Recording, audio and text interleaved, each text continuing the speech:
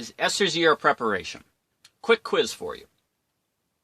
Tell me 3 witnesses, 3 things that tell us when Esther's Year of Preparation is.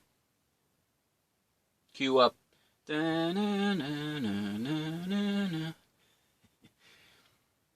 You can't think of any. Why? Because you're not listening. Listen. Well, now I'm going to give you number 4. So, what are the witnesses to Esther's Year of Preparation? If you're an Esther, don't you want to know when to get prepared, when it starts, when it ends? Okay. Number 1, the Star of Bethlehem. It's going to happen in late August. Okay? That's number 1. In fact, let's write them down. Let's draw them. Number 1, Star of Bethlehem. Right? Okay. What's number 2? Well, we showed you the solar eclipses, right? So solar eclipses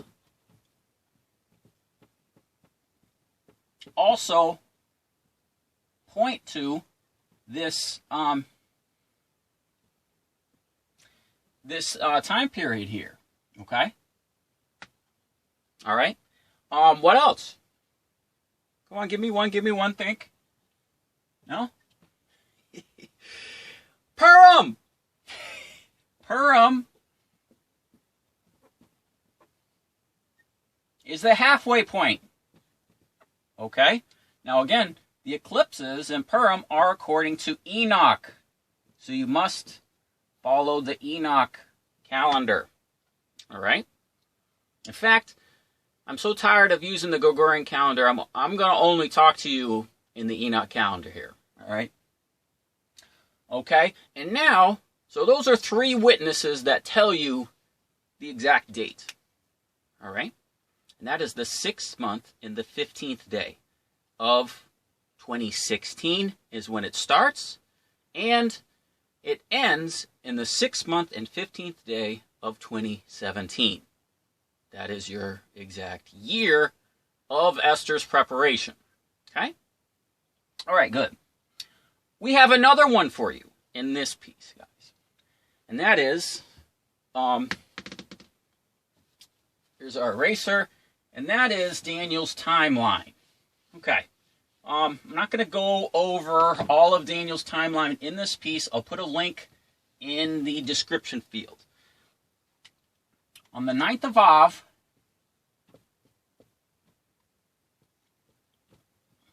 (2015), it triggered Daniel's timeline. It triggered 790 days to the Day of Atonement, okay?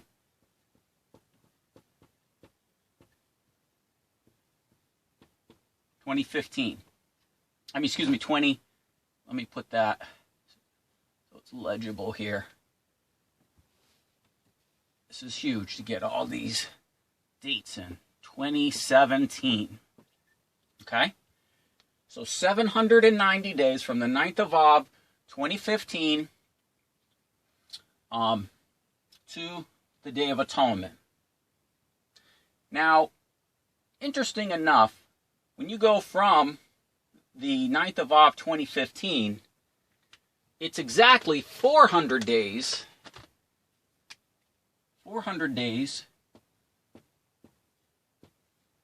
to Esther's preparation.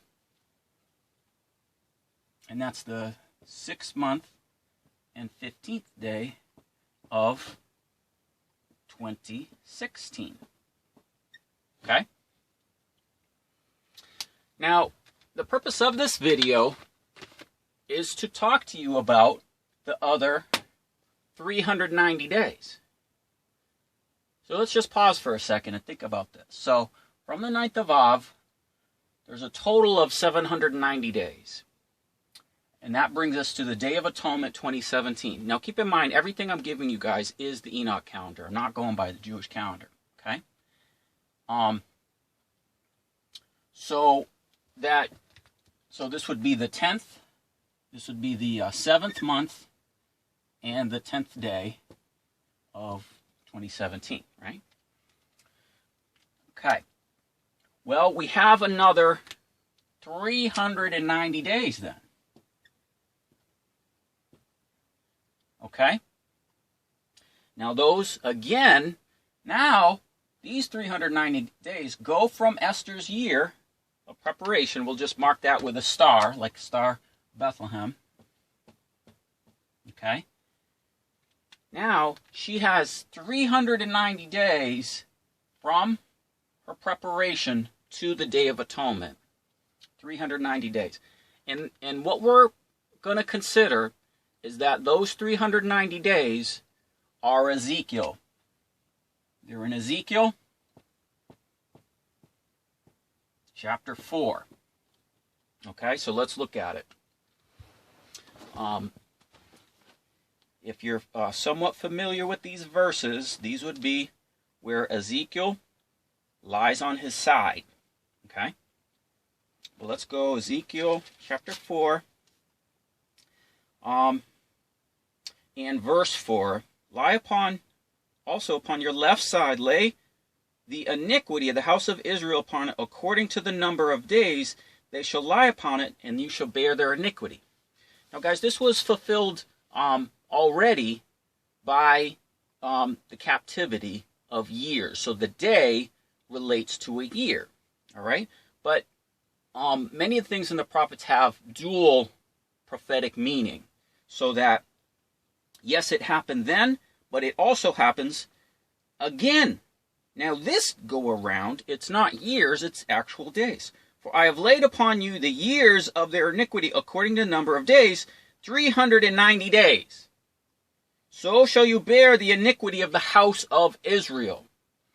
So, this here, Ezekiel 4, verses 4 and 5, okay, what Esther is to do is to bear the iniquity of the house of Israel, okay, of the other tribes, of what the great multitude is about to go through, okay? So those are the exact 390 days that would be from Esther's year of preparation to the Day of Atonement, okay? So again, that's just another witness, another confirmation, all right? And again, all of this here is Daniel's timeline. And if it's new to you, then I encourage you to go over the other video on how it's triggered and what these days mean. So now we have a division of the days. We have 400, and 390 would be Ezekiel 4. Now Ezekiel also mentions another 40 days, which we'll not go over in this piece. Okay? But in this piece, we are focusing on Esther's year of preparation. All right? Now this is part of it. Okay? Now this is part of it. This portion is within these days. All right? Now there's another one I want to mention to you, because we're going to be talking so much, guys, about the parable of the virgins.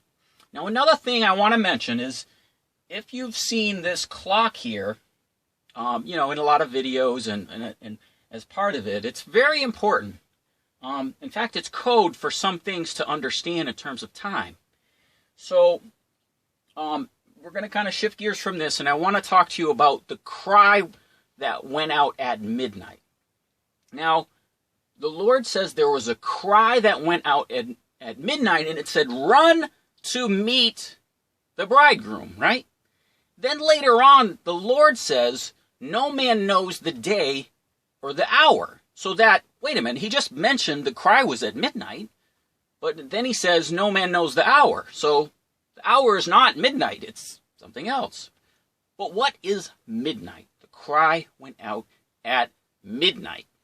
Well, midnight, according to March 13, is a watch. Okay? So that at nighttime, there's 4 watches. And if you have a clock or if you've printed this out, you know what they are. There's evening. The second one is midnight. There's the rooster crow and the morning watch. Those are the 4 watches. Now, amazingly enough, those watches divide the time into 3-hour blocks, right? Remember how we talked about New Jerusalem? How each gate has, each side, north, south, east, west, has 3 gates, okay? Well, time also has 3 gates. So you have watch 1, and it has 3 hours. Watch 2, and it has 3 hours. So each watch has 3 gates, all right? Now, those gates or those times, they're hours, right? It's hour 1, 2, 3. You can see them right here. So this is the first watch at the top, and you have hour 1, hour 2, hour 3. Now this could be day or night, but let's just, okay, so you have watch 1, you got hour 1, 2, 3. Then watch 2, we know the second watch is midnight, right? And that would be watch 4, 5, and 6, all right? So if we look at it on a clock, those of you who have the clock, that's midnight. The 6th hour is midnight, or it would be noon, right? But maybe we're not looking at, remember he said you wouldn't know the hour. Maybe we're not looking at midnight. Maybe instead of this measuring hours, it's measuring months in seasons. So instead of it being a watch, it's a season. The first season is spring. Then you have month 1, 2, month 3, right? The second season is summer. Month 4, month 5, month 6. And that's midnight, guys. It's month 6. It's the month of Elul. That's Esther's Year of Preparation. It's in the 6th month and 15th day. The cry at midnight is not the time of day. It's the time of a year. It's month 6. So are you guys getting this? I am doing all this stuff to try to get your attention to prove all this. So that's another witness. That's number 5. The cry went out at midnight. Midnight corresponds to the 6th hour, which corresponds to the 6th month, Elul. Okay? But according to the Enoch calendar, because the Jewish calendar will be wrong by a month, because they put a leap month in 2016. Okay? So God bless you guys. Isn't this fun? I love it. And hope you enjoy. Guys, be sure to share this stuff. YouTube is eliminating likes. They're eliminating views from my channel. So it's kind of tough. So be sure to share this stuff. And the Lord is coming. Let's get ready, okay? Because I'm gathering the virgins of Shushan. The cry is going out at midnight. I'm doing the cry now. All right, guys. We'll talk later.